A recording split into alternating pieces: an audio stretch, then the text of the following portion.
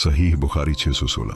अबू हुरैरा रज़ी अल्लाह तआला अन्हु रवायत करते हैं कि रसूल अल्लाह सल्लल्लाहु अलैहि वसल्लम एक मर्तबा मस्जिद से बाहर चले गए। हालांकि नमाज की इकामत हो चुकी थी और सफ़ें भी बराबर कर ली गई थीं। जब आप वापस आकर मुसल्ली में खड़े हो गए, हम मंतजर रहे कि अब आप तकबीर कहेंगे, लेकिन आप फिर गए और हमसे फरमाया कि अपनी जगह पर रहो। हम बेहाल खुद खड़े रहे।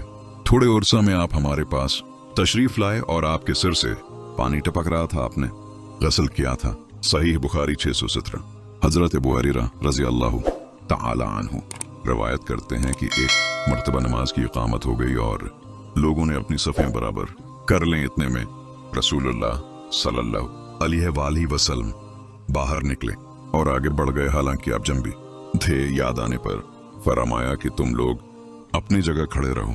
चनांचे आप लौट गए और आपने गसल फरमाया। फिर बाहर तशरीफ लाए तो आपके सिर से पानी टपक रहा था। अब आपने नमाज पढ़ाई। सही बुखारी 618।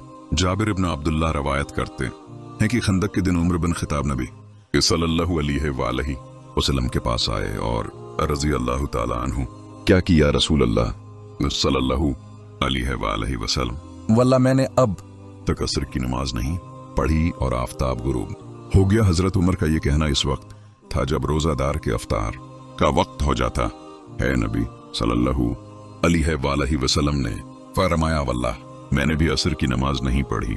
बस नबी सल्लल्लाहु अलैहि वसल्लम बतहान में उतरे और मैं आपके हमरा था। आपने वजू फरमाया और आफताब गुरूब हो जाने के बाद पहले असर की नमाज पढ़ी, उसके बाद मगरिब की नमाज पढ़ी। सहीह बुखारी 619। इनसे रवायत करते हैं कि एक मर्तबा नमाज की इकामत हो गई और नबी सल्लल्लाहु अलैहि वसल्लम मस्जिद के एक गोशा में किसी शख्स से आहिस्ता बातें कर रहे थे। बस आप नमाज के लिए खड़े हुए, यहाँ तक कि बाज लोग औंघने लगे। सहीह बुखारी 620।